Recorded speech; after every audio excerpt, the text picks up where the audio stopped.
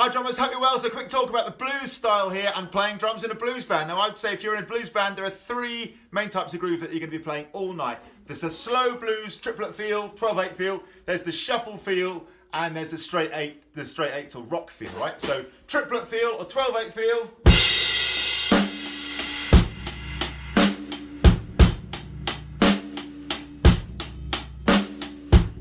That kind of feel, the shuffle.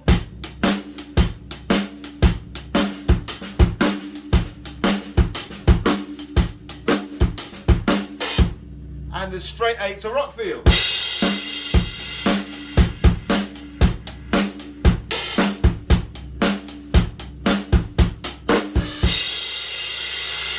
Now, from each of these starting points, I'm going to, in the description below this video, link to a lot of other videos that I've made that sort of take off from these basic starting points, give you variations to do. For example, on the shuffle, you've got the Chicago shuffle, you've got the in the gap shuffle with the triplet feel. I'm going to give you a video that gives you loads of different variations you can play on that. And with the straight eighths feel, man, a whole world of stuff that takes you off in different directions with that. These are just the basic versions. So, the triplet feel on the hi-hat or the ride, 1 triplet, 2 triplet, 3 triplet, 4 triplet.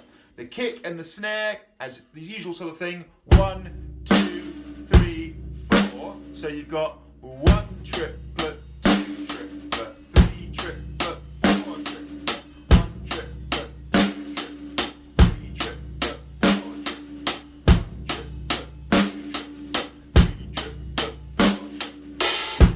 Again, in the description below, I'll link to a couple of tunes that have that feel. You can groove along, get a real good feel for that.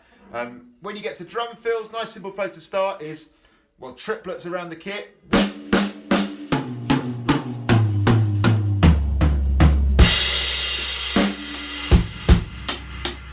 I also really like to do unisons, big build-ups, 1 triplet.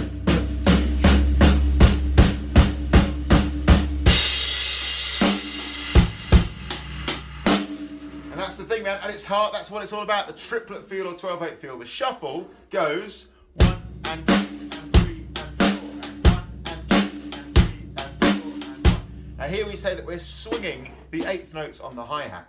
Regular straight eighth notes would go 1 and 2 and 3 and 4, and when we swing them, the and we play a bit later. We also say it's like the triplet feel, but we miss out the middle note of the triplet. 1 triplet, 2 triplet, 3 triplet, 4 triplet, or 1 and 2 and 3 and 4 and 1, hence the shuffle, 1 and 2 and 3 and 4. Kick in the snare at the beginning, 1, 2, 3, 4, just like normal, and so 1 and 2 and 3 and 4 and 1. That's the shuffle, right?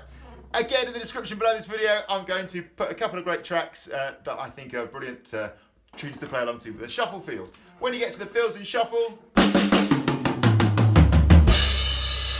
I feel like this one, because it's based on the triplet feel, that's the kind of undercurrent running through it. When you get to the fills, you can go triplets, man.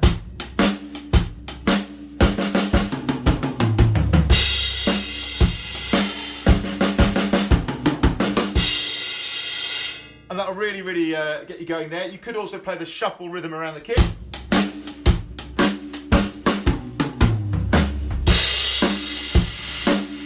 The best possible thing to do is stick some tunes on, get grooving along, and use your ears, man. Find your way. Lovely. The next third one is the straight eighths feel, man. Basic rock feel. Hopefully you know one of these.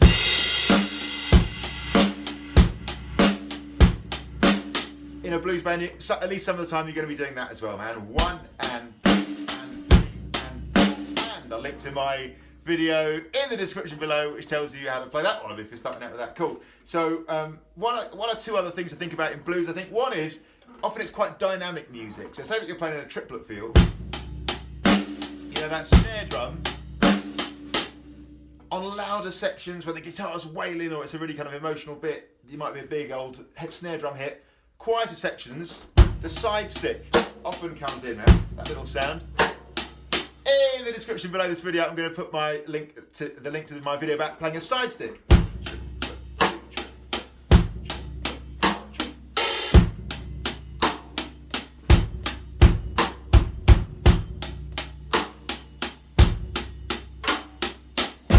And on this fill, I'm going to build it.